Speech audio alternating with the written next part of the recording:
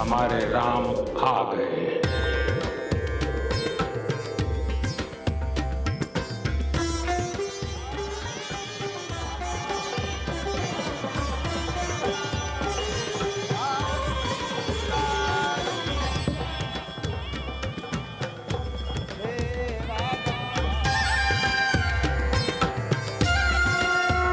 सियावर रामचंद्र की जय।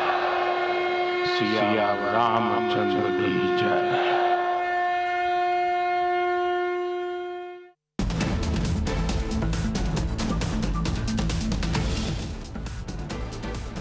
नमस्कार दर्शकों, मैं हूं नाविका कुमार और आप जुड़ रहे हैं मेरे साथ सवाल पब्लिक का शो पर।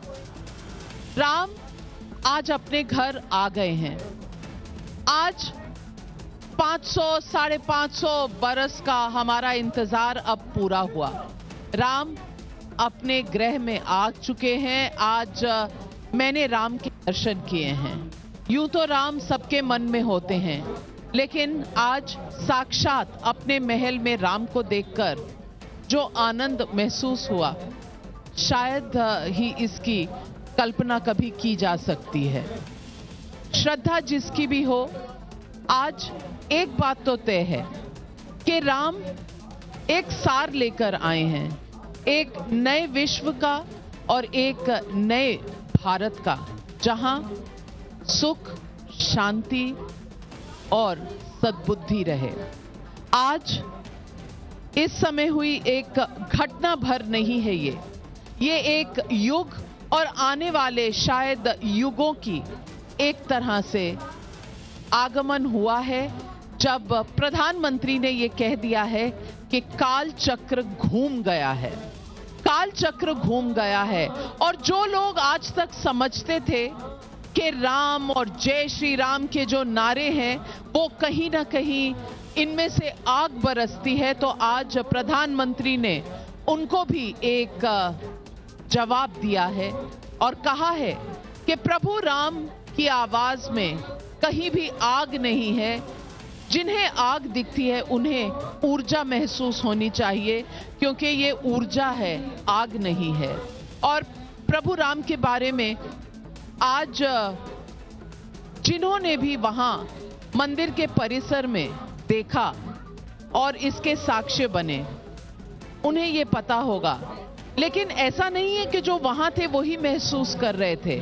जिन लोगों ने शायद टीवी स्क्रीन पर, अपने मोबाइल पर, यूट्यूब पर, जहां भी देखा, आज उन्हें एहसास हुआ कि भारत में एक नई युग की शुरुआत है।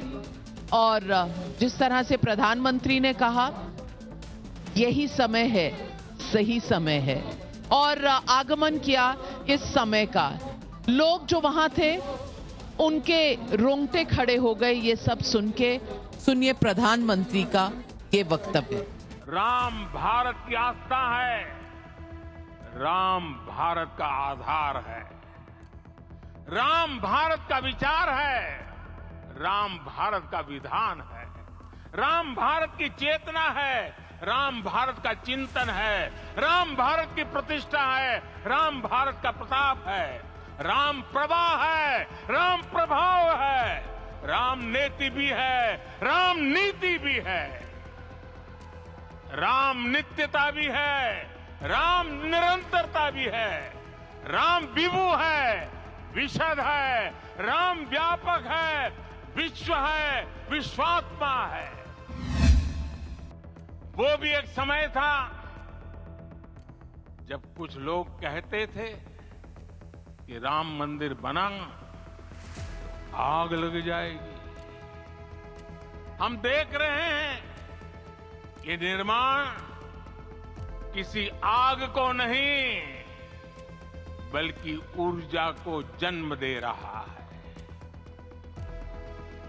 राम मंदिर समाज के हर वर्ग को एक उज्जवल भविष्य के पथ पर बढ़ने की प्रेरणा लेकर आया है।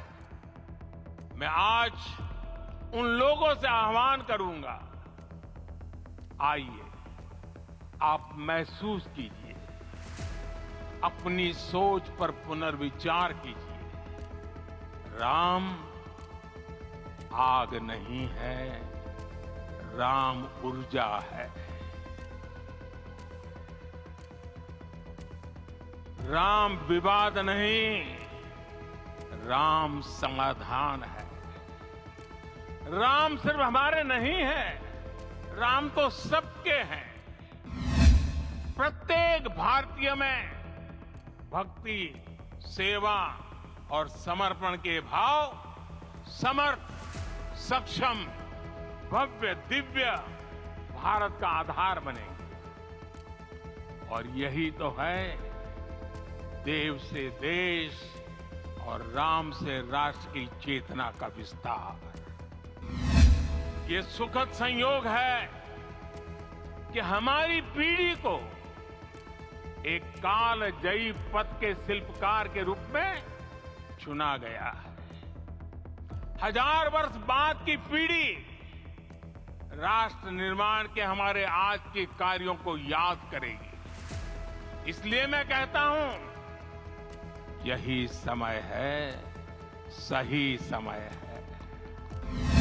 आइए हम संकल्प लें कि राष्ट्र निर्माण के लिए हम अपने जीवन का पल पल लगा देंगे। राम काज से राष्ट्र काज, समय का पल पल, शरीर का कण कण राम समर्पण को राष्ट्र समर्पण के ध्येय से जोड़ देंगे। और अब इस मंच में मेरे साथ जुड़ रहे हैं बीजेपी के राष्ट्रीय प्रवक्ता राकेश त्रिपाठी जी। मेरे साथ हर्षवर्धन त्रिपाठी जी भी हैं, वरिष्ठ पत्रकार। मेरी बाईं ओर आनंद रंगनाथन जी हैं, ऑथर हैं, साइंटिस्ट हैं और वैसे अपने आप को नास्तिक कहते हैं, लेकिन आज सरयू के किनारे दीपोत्सव महसूस कर रहे हैं, क्योंकि राम एक एहसास है। और विष्णु जैन जी को कौन नहीं जानता, रामलला के वकील हैं। इन्होंने और इनके पिता ने जितने संघर्ष किए हैं हिंदू समाज के लिए, वो शायद आप सबको पता है। और आज मैं सबसे पहले तो आप सबसे पूछने से पहले अपने और मेहमान जो बाहर से जुड़ रहे हैं उनको भी आपसे मिलवाना चाहती हूँ। मनोज यादव जी, समाजवादी पार्टी के प्रवक्ता, जो लखनऊ से हमारे साथ जुड़ रहे हैं। मेरे साथ कांग्रेस के सस्पेंडेड नेता संजय झा भी हैं और वरिष्ठ पत्रकार आशुतोष भी जुड़ रहे हैं। आशुतोष जी, मनोज यादव जी और संजय झा जी, सरयू के किनारे से आप सबको राम राम। राम राम राम राम। नमस्कार। सबसे पहले तो राकेश त्रिपाठी जी, मैं आपसे पूछना चाहूंगी, ये जो पहल है, ये जो आज राम हम सबके घर आ गए हैं, 500 साल जरूर लगे और प्रधानमंत्री ने भी कहा कि कहीं ना कहीं हमारी भक्ति में, हमारे बलिदान में कमी रह गई होगी, तभी इतना समय लगा। लेकिन उन्होंने साथ में एक चीज और कही जो अक्सर राजनीति का विषय बन जाती है, और वो है कि जय श्री राम एक नारा ऐसा है जो आग भड़का देता है। उन्होंने कहा ये आग नहीं, ये ऊर्जा है। संदेश क्या था? देखिए, एक तो बात मैं सबसे पहले कहूंगा कि आज ये हम सब पीढ़ी, जो इस समय पीढ़ी जो देख रही है इन दृश्यों को, बहुत सौभाग्यशाली है। आज सरयू के तट पर ये जो दीप सजे हैं ना, ये पहली बार हो रहा है कि हम राम दीपावली मना पा रहे हैं। ये बहुत सारी ऐसी घटनाएं घटित हो रही हैं जो हम सबके जीवन में एक स्वप्न जैसा था, जो स्वप्न साकार हो गया है। आज हम अपनी नंगी आंखों से इसे देख पा रहे हैं। हम सब बहुत सौभाग्यशाली हैं। और जो लोग इस बार, मुझे याद है एक वो कालखंड था जब यहां यूपी की फिजाओं में एक नारा गूंजा था कि हवा में उड़ गए जय श्री राम। लेकिन आज ये जय श्री राम कैसे हवा में सर्वत्र व्याप्त हो गए हैं। चारों तरफ आज राम राम कही गुणगान जयगान सुनाई पड़ रहा है। जय श्री राम के नारे से कुछ नेता भड़क भी जाया करते थे, लेकिन आज चारों तरफ से, और मैंने तो मध्य प्रदेश में देख रहा था कि वहां से कांग्रेस के नेताओं ने आज होर्डिंग्स लगाई हैं कि ये राजीव गांधी का स्वप्न साकार हो गया है। यानी राम पर आज सब अपना अपना क्लेम बनाना चाह रहे हैं, सब राम के साथ अपना बेड़ा पार करना चाह रहे हैं। लेकिन कुछ लोग अभी भी हैं, एक हनुमान चालीसा में जैसे आता है कि भूत पिशाच निकट नहीं आवे, महावीर जब नाम सुनावे, तो अभी भी कुछ लोग ऐसे हैं जो भूत यानी अतीत बनने के लिए तैयार हैं। वो अभी भी भगवान राम के नाम से तौबा करना चाहते हैं, वो अभी भी आने से इनकार करना चाहते हैं। आज एक नेता मैंने देखा कि वो प्रदर्शन कर रहे थे, दर्शन नहीं करना चाहते हैं, जमीन पर बैठ करके प्रदर्शन करने लगे कि मुझे मंदिर नहीं जाने दिया जा रहा है। सच ये है कि मंदिर जाने से किसी ने किसी को रोका नहीं। आए होते कभी नेहरू जी दर्शन करने के लिए, आई होती कभी इंदिरा जी दर्शन करने के लिए, आए होते कभी राहुल गांधी दर्शन करने के लिए, राजीव जी दर्शन करने के लिए, प्रियंका जी दर्शन करने के लिए, कभी रामलला का दर्शन करने नहीं आए। लेकिन आज इसकी पार्टी असमंजस की अवस्था में है, मंदिर जाने के लिए प्रदर्शन कर रहे हैं। यानी दर्शन करना उद्देश्य नहीं है, प्रदर्शन करना उद्देश्य है। इन सब लोगों को इस वातावरण से आज सीखना होगा कि राम सबके हैं, राम के साथ चलेंगे तभी उनका भी कल्याण होगा, उनका भी बेड़ा पार होगा। बहुत सही कहा आपने कि राम सबके हैं, लेकिन राम को बांटने की, राम के लिए श्रेय लेने की बारी अगर आती है तो कोशिश सबकी है। कहीं कोई मंदिर जा रहा है, कहीं कोई कह रहा है कि हमने ताले खुलवाए, कहीं कोई कह रहा है कि हमारे समय जो है मूर्तियों की पूजा हुई, टेंट में आ गए राम। लेकिन संजय झा जी, मैं आपसे पूछना चाहूंगी, आज यहां अगर आप अयोध्या में होते तो आपको पता चलता कि राम ने बुलाया था, राम चाहते थे कि आप आए, आप नहीं आए, तो इसमें लॉस किसका हुआ, हानि किसको हुई? आज देश और दुनिया को यह भी तो बता दीजिए। नाविका जी, देखिए, आज एक बहुत ही ऐतिहासिक दिन है और मैं समझता हूं ये उत्सव का दिन है। मैं यहाँ पर कोई धर्म को लेके राजनीति नहीं करना चाहता। भाजपा के जो कोई समर्थक ने भी कहा मजहब के साथ सियासत करना, ये उनका तो एक ढांचा है, उनका शैली है, उनका रणनीति है, वो दुनिया जानती है। आज भी वो उसी स्तर पर वही भाषा का प्रयोग कर रहे हैं। सच्चाई, जैसे आपने बिल्कुल उचित तरीके से कहा, भगवान राम भारत के हर नागरिक के हैं, चाहे उसका धर्म जो भी हो। हम लोग सब जानते हैं कि अंत में ये जो है ना, एक निजी, एक व्यक्तिगत, एक अपना जो नजरिया है वही धर्म होता है। Religion is a private faith. आज भाजपा के नेताओं को मैं इतना ही कहूंगा कि भगवान राम का आदर सत्कार करें और यहाँ पर दूसरों पर न उनकी समीक्षा करें, न उन पर निंदा करें, क्योंकि अंत में जैसे जो सच्चाई है जिसको कोई बदल नहीं सकता, कि यहाँ पर जो भी फैसला हुआ है वो हमारे उच्चतम न्यायालय ने फैसला लिया। यहाँ पर हम भी जानते हैं कि इतिहास में काफी मतभेद था और अंत में उच्चतम न्यायालय का फैसला हुआ और उसके कारण आज राम मंदिर का प्राण प्रतिष्ठा हुआ है।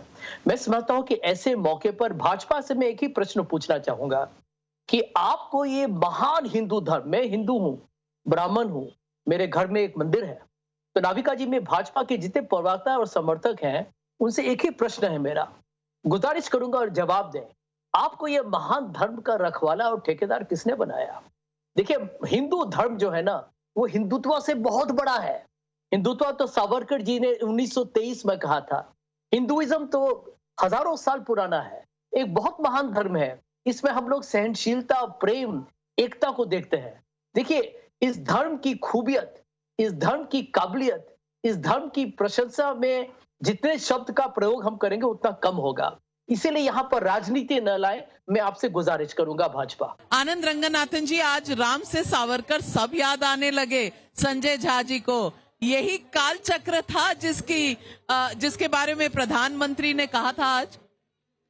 नहीं, बिल्कुल नाविका जी, पहले तो बहुत बहुत धन्यवाद और जो मेरे साथ बैठे हैं उनका भी बहुत बहुत शुक्रिया, और जो वहां मैं उनको देख नहीं पा रहा हूं, संजय झा, आशुतोष और मिस्टर यादव, बहुत ही मोमेंटस दिन है।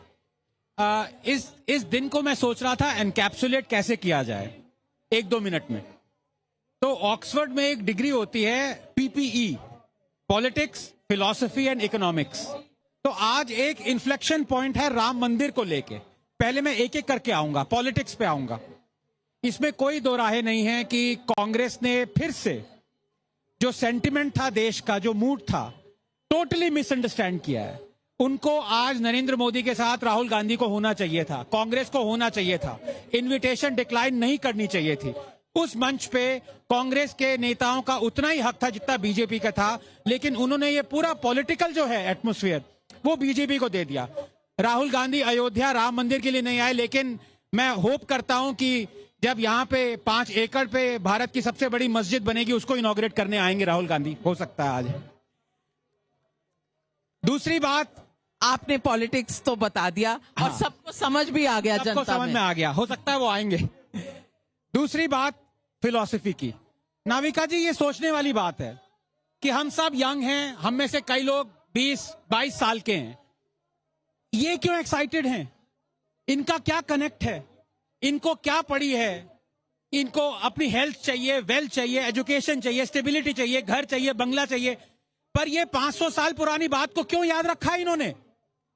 इसलिए याद रखा है कि यही हमारी सिविलाइजेशन है, कि हमें जस्टिस दिलाना है अपने पुरखों को, जिनको जस्टिस डिनाई किया गया और जो आज बहुत कूद कूद के कह रहे हैं कि अच्छा हुआ राम मंदिर बना। मैं उनसे पूछना चाहूंगा, विष्णु जैन मेरे साथ बैठे हैं, क्या वो इतने ही खुश होंगे? क्या वो चाहेंगे कि काशी और मथुरा भी हमें वापस मिले? वो नहीं चाहेंगे। वो ये ढोंग कर रहे हैं क्योंकि राम मंदिर बन गया, इसलिए बहुत सारे राम के भक्त बन गए, जैसे अब सावरकर के बहुत सारे भक्त बन गए। तीसरी बात फाइनली इकोनॉमिक्स की। नाविका, आपको सोचने वाली बात है, इसीलिए नरेंद्र मोदी ने इस पे इतना इन्फ्लेक्शन पॉइंट क्यों कहा है? मुझे लगता है कि राम मंदिर आगे चल के हमारी टूरिज्म इकोनॉमी का तिरुपति को भी बीट करने वाला है। तिरुपति का मंथली कलेक्शन है 735 करोड़, हुंडी कलेक्शन सिर्फ। बाकी टूरिज्म देखिए, बाकी वहां पे रहन सहन देखिए, बाकी सब देखिए। जो मैं उत्साह देख रहा हूं कल से अयोध्या में, मुझे लगता है कि ये इंडिया का नंबर 1 रिलीजियस डेस्टिनेशन होने वाला है। बहुत बड़ी बात कही आपने। और अयोध्या कुछ 1-2 साल पहले तक, विष्णु जैन जी, कोई आता नहीं था, कोई यहाँ पर व्यवस्था नहीं थी। अगर आप देखें तो आज शहर कैसे बस गया है, यहाँ के लोग बस गए हैं, यहाँ कितना गहमा गहमी देखने को मिली है। और विष्णु जैन जी, जो लोग कह रहे हैं अदालत का फैसला था तो मोदी जी इसमें श्रेय क्यों ले रहे हैं? अदालत का जब फैसला था तब इनकी भूमिका क्या थी और आज भूमिका क्या है? देखिए, मैं तो ये आप सबको आज कहना चाहता हूं, जय श्री राम। और आज का जो दिन है ये इतिहास में दर्ज होने वाला है। और प्रधानमंत्री जी ने आज अपने भाषण में एक बात कही, उन्होंने कहा इस देश की जुडिशरी ने न्याय का मान रख लिया, न्याय का मान रख लिया, और इसके लिए इस देश की जुडिशरी को कांग्रेचुलेट किया।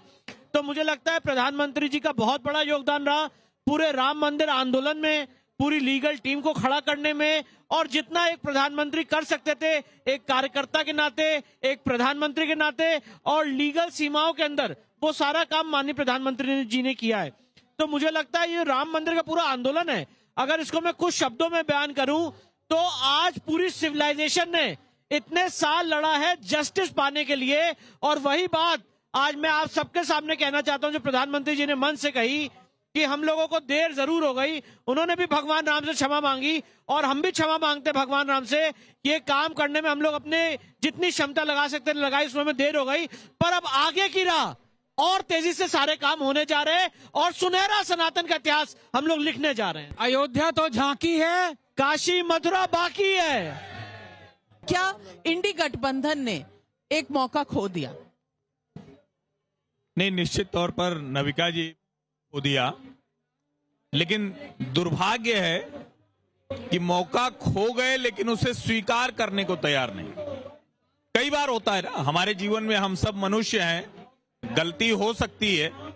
कई बार हमको राजनीतिक लाभ मिलता है, सत्ता मिलती है, तो हम गलती दोहराते जाते हैं कि देश के एक बड़े वर्ग को, उस मानस को कुचल कर, उसको अपमानित करके, और मैं बार बार ये कहूंगा कि ये बहुत खुश होने वाला अवसर है, लेकिन ये अवसर 15 अगस्त 1947 के बाद जब हम गणतंत्र बने तो इस देश की सबसे पुरानी पार्टी कांग्रेस पार्टी को यह काम करना चाहिए था।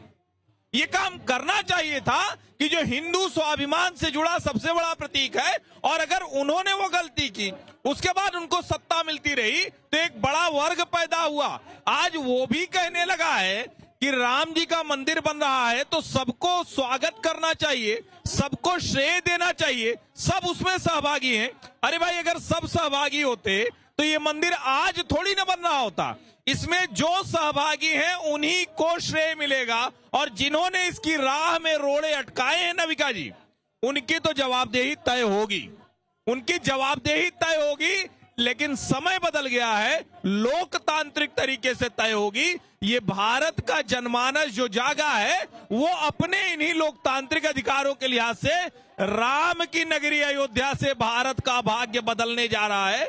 अभी भी जो नेता समझ लेगा शायद उसकी बेहतरी हो जाएगी, वरना जिन्होंने राम को सीमित किया उत्तर प्रदेश में शून्य हो गए, अब दूसरी जगहों पर भी शून्य होने की ओर बढ़ जाएंगे।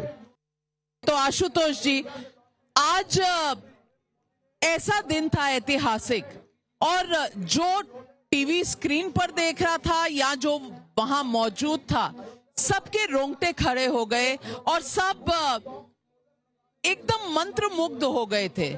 ऐसे समय में आपको लगता है कि अभी भी जो कुछ लोग कह रहे हैं कि जय श्री राम एक ऐसा नारा है जिससे युद्ध हो सकता है, लिंचिंग हो सकती है, और ये जो हिंदू हैं अब ये रुकेंगे नहीं, ये अब बहुत से और इरादे रखते हैं, जो लोग इस तरह की बातें कर रहे हैं, क्या आज उन्हें ये समझना चाहिए कि ये 500 साल पुरानी गलती जो है वो सही हुई है?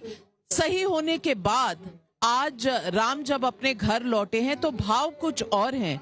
यहाँ लड़ने कोई नहीं आया, यहाँ ऊर्जा लेने लोग आए हैं, और इस ऊर्जा को क्या आप भी महसूस कर रहे हैं? नाविका जी, मैं उम्मीद करता हूं कि मुझे ध्यान से सुना जाएगा और मुझे कोई डिस्टर्ब नहीं करेगा। दो चीजें हैं।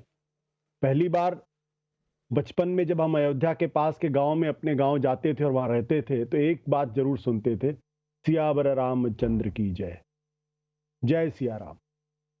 आज प्रधानमंत्री जी ने कम से कम ये तो कहा कि सियावर रामचंद्र की जय। अभी तक तो हम जय श्री राम की बात सुनते थे। ये अपने आप में एक बड़ा बदलाव हो सकता है, क्योंकि हमारी जो संस्कृति में जो रचा बसा है, जो अयोध्या और अयोध्या के आसपास के इलाकों में जो संस्कृति है, वो सियावर रामचंद्र जी से ही सारे कार्यक्रमों की शुरुआत करती है। ये मैं वहां का वासी होने की वजह से मैं आपको बता सकता हूं। दूसरी चीज, दो चीजें महत्वपूर्ण है। पहली चीज महत्वपूर्ण यह है कि मैं हमेशा मानता हूं और आगे भी मानूंगा कि 15 अगस्त 1947 ये हिंदुस्तान के इतिहास का और हिंदुस्तान की सभ्यता का एक इन्फ्लेक्शन पॉइंट था। उसके बाद कोई नया इन्फ्लेक्शन पॉइंट बनेगा, मुझे उस बारे में अभी कुछ नहीं कहना है। लेकिन एक चीज जरूर है, वो ये है कि ये 500 साल की लड़ाई थी, इसमें कोई दो राय नहीं है। मुकदमे भी हुए, तमाम चीजें हुई, लेकिन हिंदुस्तान ने एक रास्ता जरूर दिखाया है कि हम अपने झगड़ों को शांतिपूर्ण तरीके से निपटा सकते हैं, अदालत के दिए हुए फैसले को स्वीकार कर सकते हैं। दुनिया के दूसरे बहुत सारे मुल्कों में छोटी छोटी चीजों पे खून खराबे होते हैं। ये जो कॉन्फ्लिक्ट रेजोल्यूशन मैकेनिज्म जो हिंदुस्तान ने दिया है, ये दुनिया के लिए बड़ा मॉडल हो सकता है, और मैं इसमें यकीन करता हूं।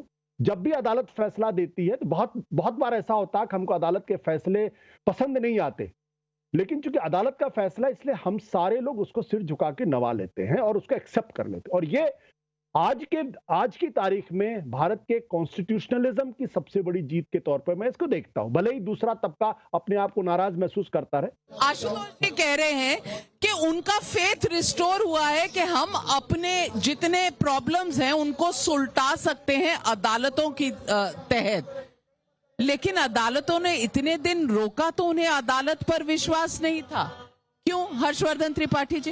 इस देश के लोगों को जरा अच्छे से आशुतोष जी की बात सुननी चाहिए, अच्छे से संजय झा जी की बात सुननी चाहिए, अच्छे से मनोज यादव जी की बात सुननी चाहिए। यानी राम मंदिर बन गया तो उसका श्रेय नरेंद्र मोदी, भारतीय जनता पार्टी, राष्ट्रीय स्वयंसेवक संघ, या जिन लोगों ने उनकी लड़ाई लड़ी या जिन कार सेवकों ने अपना बलिदान दिया, उनको भर नहीं मिलना चाहिए। वो सर्वोच्च न्यायालय भर से मिला है। यानी हिंदुओं को हर बार अपने हक के लिए, अपने हित के लिए लड़ना पड़ेगा।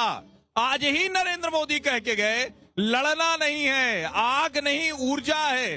जिस मर्यादा पुरुषोत्तम के हम वंशज हैं, जिनकी परंपरा में है, यानी आज भी आप उनको स्वीकारने को तैयार नहीं, और उसके बाद आप कहेंगे ना ना श्रेय थोड़ा सा हमें भी दे दो। ये होगा क्या? आनंद रंगनाथन जी, आज का दिन बहुत शुभ है।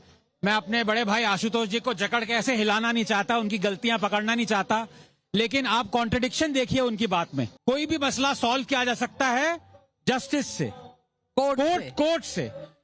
ये वही है जो कि कहते हैं कि हिंदुओं को कोर्ट भी जाने की अनुमति नहीं है प्लेसेस ऑफ वर्शिप एक्ट की, तब उनके लिए हिंदुओं को अलाउड नहीं है कोर्ट जाना, काशी और मथुरा के लिए। यही आशुतोष है जो कहते हैं प्लेसेस ऑफ वर्शिप एक्ट होना चाहिए। ये कहता है कि हिंदू काशी और मथुरा के लिए कोर्ट भी नहीं जा सकते हैं। विष्णु जी को इतनी और इनके पिताजी को हरि जैन जी को इतनी प्रॉब्लम सेव करनी पड़ रही है, आज वही आशुतोष कह रहे हैं कि सारी प्रॉब्लम कोर्ट सॉल्व करेगा। तो कोर्ट को सॉल्व करवाइए काशी और मथुरा की प्रॉब्लम, इजाजत दीजिए हिंदुओं को जाने के लिए, वो नहीं देंगे। लेकिन लॉ बदलना पड़ेगा, तब ये कहेंगे कि लॉ बदल दीजिए, आपकी सरकार है। ये जो आर्ग्यूमेंट है ये चलते रहेंगे। लेकिन मनोज यादव जी, आप होते तो अच्छा होता। अयोध्या की नगरी में ये जो दीपोत्सव मेरे पीछे हो रहा है सरयू पर, आप भी हमारे साथ शरीक होते, आपको भी अच्छा लगता और महसूस होता कि ये भारतीय संस्कृति हमारे साथ चल रही है। यहाँ हर इंसान का भाई है, इंसान का शुभ चिंतक है, कोई किसी का बैर नहीं है। लेकिन राजनीति है तो क्या करें, आप आ नहीं पाए। मनोज यादव जी, क्या मन में कहीं थोड़ी सी कसक है कि होते तो अच्छा होता अयोध्या नगरी में आज? निश्चय ही नविका जी, सर्वप्रथम मैं आपको बधाई दूंगा इस बात की कि आज भगवान राम की प्राण प्रतिष्ठा हुई और उससे देश में एक हर्षोल्लास है। चारों तरफ शंख नाद हो रहा है, दिवाली जैसा पूरा वातावरण है। लेकिन जो आपकी डिबेट में ताने वीर लोग बैठे हैं, इन ताने वीर लोगों को मनोज यादव बधाई नहीं देंगे, क्योंकि आज के उत्सव के बाद भी इनके मुख से ताने ही निकल रहे हैं। हर्षवर्धन त्रिपाठी जी तो इतने उद्दलित हो रहे हैं कि पता नहीं क्या क्या कह रहे हैं, और वो दूसरे वाले त्रिपाठी जी बीजेपी वाले कह गए आज राम दिवाली हो रही। तो भैया जो हजारों साल से हमारे पूर्वज भगवान राम की वापसी पे दिवाली मना रहे थे, वो क्या झूठी दिवाली थी क्या? मैं तो हतप्रभ हूं कि आप कुछ भी बोल सकते हो, कुछ भी कह सकते हो। अरे नविका जी ने कितने अच्छे से मुझसे सवाल पूछा, आप भी इसी परिभाषा के साथ मुझसे सवाल पूछ लेते कि आपका होते तो आपको अनुभूति अच्छी आती, आपको अच्छा लगता। लेकिन इतना संकुचित ज्ञान है आपका। और मैं तो एक ही बात कहूंगा कि समाजवादी पार्टी को कोसने से बीजेपी बढ़ सकती है। भगवान राम का अस्तित्व मुझे लगता है आप कम ही करोगे, बढ़ा नहीं पाओगे। समाजवादी पार्टी और हमारे जितने भी नेता हैं धर्म का अपमान नहीं, धर्म का मान करते हैं। आदरणीय राष्ट्रीय अध्यक्ष जी, आदरणीय नेताजी, अगर आप आज ये प्रक्रिया लगातार अपनाओगे तो मैं एक ही बात कहूंगा, आपकी सोच बहुत छोटी है। नरेंद्र मोदी जी ने आज पता है क्या किया? मैं तो देख के हतप्रभ रह गया। मोदी जी ने, आप इनकी सोच छोटी कह रहे हैं, आपकी सोच बहुत बड़ी थी। जब निमंत्रण मिला था आपके राष्ट्रीय अध्यक्ष को और आप आए नहीं, आपने निमंत्रण ठुकरा दिया, तो आपकी सोच बड़ी कैसे हो गई मनोज यादव जी? ये तो आप हम पर कहर ढा रहे हो। मनोज यादव जी का कहना है, जवाब दे, उन्होंने कहा कि आप तानावीर हैं और दूसरे त्रिपाठी जी भी तानावीर हैं, आप ताने दे रहे हैं उन्हें। ये देखिए, अभी भी ये नविका जी शो कर रहे हैं और यहाँ ये गुलाब की पंखुड़ियां पड़ी हुई।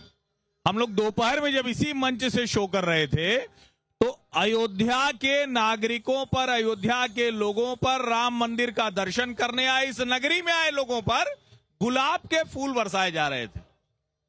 गोलियां भी कभी चली थी, गोलियां भी कभी चली थी।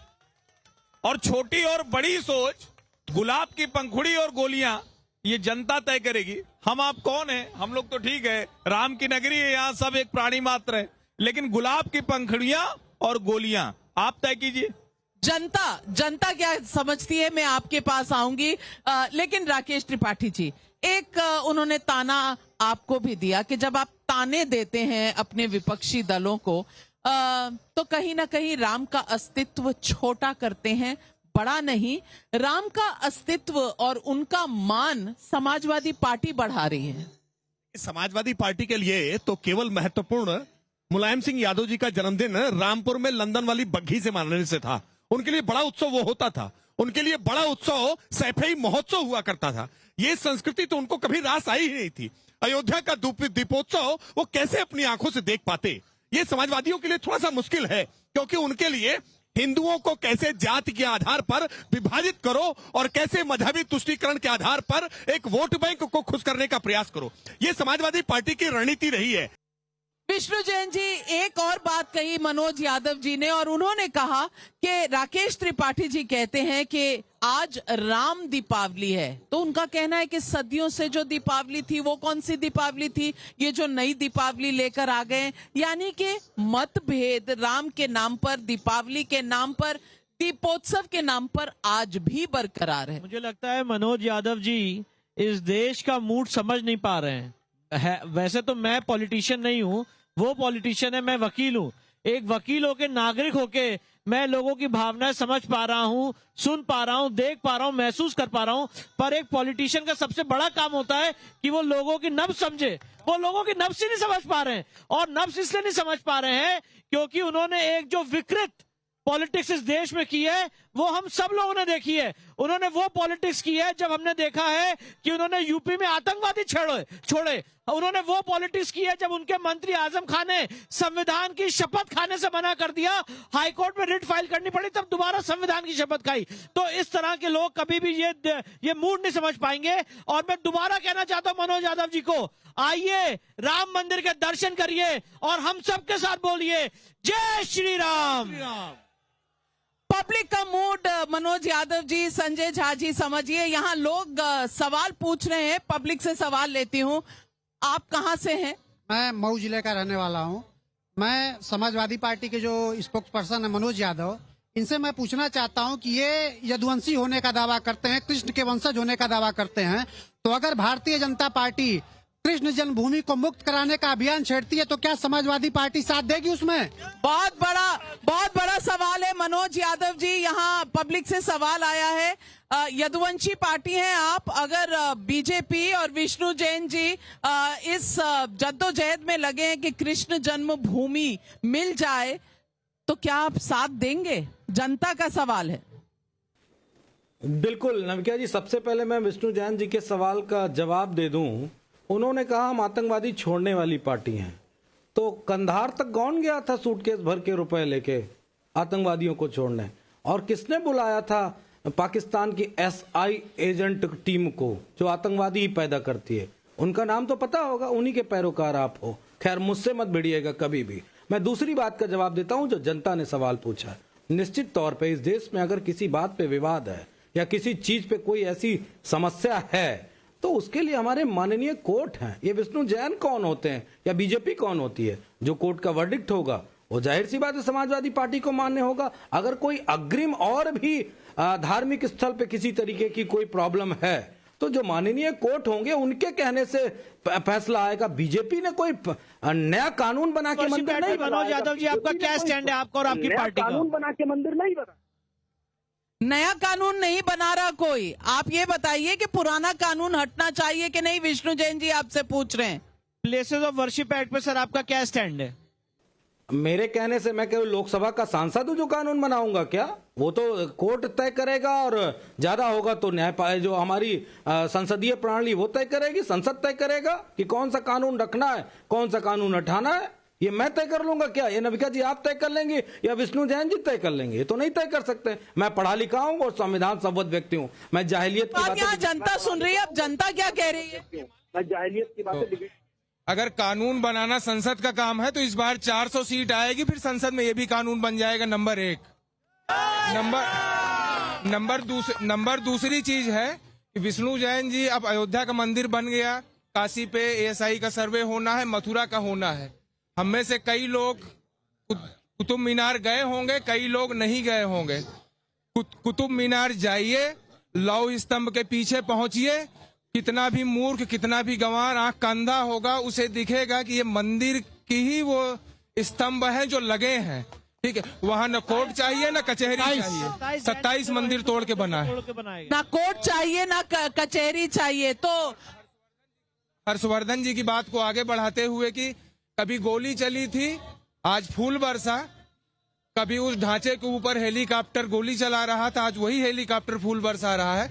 वही पीएसी आज जय श्री राम लिख के घूम रही है जो पीएसी एक दिन गोली चलाई थी। जनता के और भी सवाल हैं, आपका क्या सवाल है? अभी 400 सीट तो कंफर्म हो गया और आगे क्या क्या जगह है बाकी? अभी आप कहां से आए हैं? Tamil Nadu, the state of DMK, we are being ruined. जय श्री राम। तमिलनाडु से भी लोग आए हैं। Thank you. आनंद जी, सवाल आपका ही है। What do you feel about the future of Tamil Nadu from your side? What we should do as Tamilian people to protect the temples? Please guide us. देखिए, सनातन धर्म को औरंगजेब हटा नहीं पाया, या स्टालिन कौन सी चीज है? एक और सवाल। मेरा सवाल विष्णु जी से है। पंचायत से लेके संसद तक सरकार अपनी है, तो कार सेवा की जरूरत पड़ेगी या वैसे ही हो जाएगा ज्ञानवापी और मथुरा के लिए? काशी में मामला कोर्ट में चल रहा है और मैं आपको ये आश्वासन दिलाना चाहता हूं कि काशी के केस में हम लोग जीत की दहलीज पे खड़े हुए हैं। बहुत दिन दूर नहीं है जब काशी में भव्य मंदिर का निर्माण होने जा रहा है। 24 तारीख को एएसआई की रिपोर्ट आ रही है और जब एएसआई की रिपोर्ट आएगी तो आज जो माननीय प्रधानमंत्री ने कहा था आगे क्या, तो आगे काशी मथुरा मुक्त होने जा रहा है। संजय झा जी, आप हमारे साथ हैं। मेरा ये इरादा नहीं था कभी भी आपको किसी को भी नीचा दिखाने का, लेकिन मैं आपको जनता की आवाज सुना रही हूं क्योंकि ये जो पब्लिक है ये सब जानती है। पब्लिक की आवाज सुनिए, पब्लिक राह दिखा रही है शायद। और आप देख रहे हैं कि नहीं संजय झा जी, आपकी पार्टी में कोई देख रहा है कि नहीं? आचार्य प्रमोद कृष्णम जी तो यहाँ आ गए, पब्लिक ने उन्हें बहुत सराहा भी। बाकी कब आएंगे? नाविका जी, कांग्रेस पार्टी ने औपचारिक तरीके से, आधिकारिक तरीके से कहा है कि हम 22 तारीख का जो ये कार्यक्रम है, बहुत अच्छा प्राण प्रतिष्ठा रहा है, उसको भाजपा ने, और ये बहुत ही दुर्भाग्यपूर्ण है कि भाजपा ने उसको एक राजनीतिक कार्यक्रम अपने फायदे के लिए बनाया, वो सब जानते हैं। लेकिन दो बात बहुत मैं समझता हूं कि अनिवार्य है। यहाँ पर त्रिपाठी जी ने कहा कि गोली चली, लेकिन त्रिपाठी जी ये बताना भूल गए, क्योंकि आज हम राजनीति की बात कर रहे हैं तो सच्चाई का सामना तो सबको करना पड़ेगा। क्योंकि दिसंबर 6, 1992 के बाद क्या त्रिपाठी जी जानते हैं कितनी मासूम लोगों की हत्या हुई उन दंगों में? मैं मुंबई में रहता हूं नाविका जी। मुंबई उस समय, कभी भी मुंबई में ऐसे जो कहते हैं ना, दो समुदाय में कोई झगड़े नहीं हुए थे। लेकिन त्रिपाठी जी को मैं ये बताना चाहूंगा कि कम से कम 1 मिनट की शांति ले लें उन मासूम जानों के लिए। 2000 लोगों की मृत्यु हुई थी उसमें त्रिपाठी जी, उसमें महिलाएं भी थी, बच्चे भी थे। तो जरा शांति रखिए, राजनीति मत लाइए, और ऐसे उत्सव मौके पर जरा हम बात करें एकता की, भाईचारा की। नहीं लाएंगे। पहले हर्षवर्धन त्रिपाठी जी और फिर राकेश त्रिपाठी जी। नहीं, देखिए, मुझे संजय झा जी से इतने खराब तर्क की उम्मीद नहीं थी। मुंबई में रहते हैं जहां 12 बम धमाके हुए और शरद पवार ने मुख्यमंत्री के तौर पर 13वां मस्जिद बंदर जोड़ दिया। किसी तरह से ये ना हो कि ये इस्लामिक आतंकवादी थे, गुंडे थे, अपराधी थे, और उसको कहां मोड़ दिया था? संजय झा जी, दुरुस्त कीजिए अपना ज्ञान। मोड़ दिया था कि दक्षिण भारत का कोई संगठन हो सकता है, एलटीटी हो सकता है, लेकिन दाऊद इब्राहिम की तरफ उंगली नहीं उठनी चाहिए।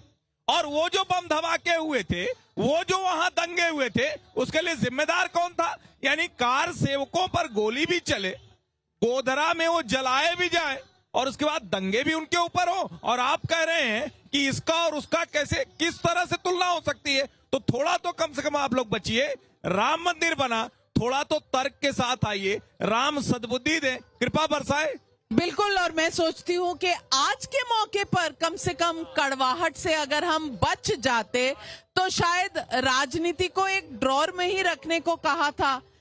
कहीं नदी में फेंकने को तो कहा नहीं था, ड्रॉर में रख देते, कल सुबह से कर लेते, आज क्यों कर रहे हैं? लेकिन राकेश त्रिपाठी जी, अब सवाल है तो जवाब होना ही चाहिए। मुझे लगता है कि जवाब तो अपने आप स्पष्ट है कि एक समय था जब रघुनाथ मंदिर में बम धमाके होते थे, जब अक्षरधाम मंदिर में बम धमाके होते थे, जब संकट मोचन पे बम धमाके होते थे, इस अयोध्या धाम में बम धमाके थे, चारों तरफ बम ही बम दिखते थे।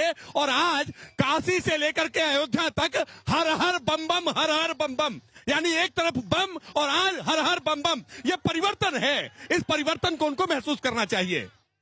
पब्लिक का मूड, आशुतोष जी, आप तो पत्रकार हैं, थोड़ी सी राजनीति की झलक आपने देख ली है, पर आप पत्रकार हैं, आपको लगता है अगर राजनीतिक दृष्टि से देखें या एक विशेषज्ञ की दृष्टि से देखें तो कहीं ना कहीं पब्लिक मूड समझने में कुछ गड़बड़ तो नहीं हो रही? नाविका जी, पब्लिक का मूड सिर्फ यूपी का नहीं होता ना। पब्लिक का मूड इस देश के अंदर और भी बहुत सारे प्रदेश है जहां भी पब्लिक का मूड है।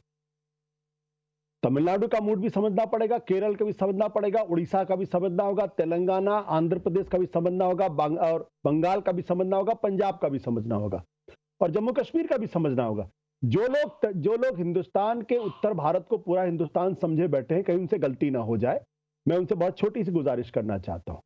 आज की तारीख में, और मैं जब आपके इस कार्यक्रम में आया तो मैं सोच के आया था कि इसमें किसी तरीके से कोई राजनीतिक बात नहीं होगी, आज अच्छी बड़ी बातें होंगी, लेकिन इसमें सिर्फ राजनीतिक बात हुई और कोई दूसरी बात नहीं। मैंने जब ये कहा कि देखिए ये हिंदुस्तान की कितनी बड़ी खासियत है कि यहां इतने बड़े मसले का निपटारा शांतिपूर्ण तरीके से हुआ, तो उसको भी लोगों ने गलत तरीके से देखा।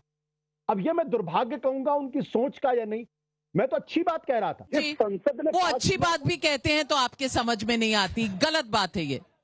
आशुतोष, जो बात कहते हैं किसी को समझ में नहीं आती, लेकिन मैं ये कह रहा हूं, मेरे बड़े भाई हैं, देखिए उन्होंने बात कैसे पलटी। उन्होंने कहा कोई भी मसला शांतिपूर्वक तरीके से सॉल्व किया है, नहीं, उन्होंने कहा कोर्ट, आपने भी कोर्ट कहा था। तो मैंने उनसे सीधा सवाल पूछा था कि बाकी सारे मसलों में कोर्ट के लिए हिंदुओं को जाने में आपकी क्या आपत्ति है? सिंपल सवाल था, और उनका जवाब क्या आएगा? क्या आपत्ति है? कोई भी हिंदू काशी, मथुरा, कुतुब मीनार के लिए नहीं जा सकता कोर्ट? पूछ लीजिए उनसे, अभी मेरा दावा है आज। आशुतोष जी, प्लेसेस ऑफ वर्शिप 1991 एक्ट हट जाना चाहिए। सब हिंदुओं को कम से कम इतना तो हक हो कि वो कोर्ट चले जाएं जहां शांतिपूर्वक फैसले आए। नाविका जी, आपने बहुत अच्छा सवाल किया। पहली बात तो ये कि अगर हमको इस देश के संविधान पे और देश की संसद पर यकीन है तो उसके लिए गए फैसले पर भी यकीन करना होगा। अगर विष्णु जी काशी और मथुरा के मसले को लेकर अदालत गए हैं तो उनको भी उस हिंदुस्तान की अदालत पर यकीन है, और इसलिए वो वहां पे गए जहां जिसकी दलील बेहतर क्या है कि संसद को कुछ करना चाहिए। 370 के अगेंस्ट थे, सीए के अगेंस्ट थे, उसका अपना स्टैंड क्या है? इसमें कह रहे हैं संसद में छोड़ दिया। आनंद रंगनाथन जी कह रहे हैं संसद से वो बाद में लड़ेंगे, पहले आप बता दीजिए आपका स्टैंड क्या है।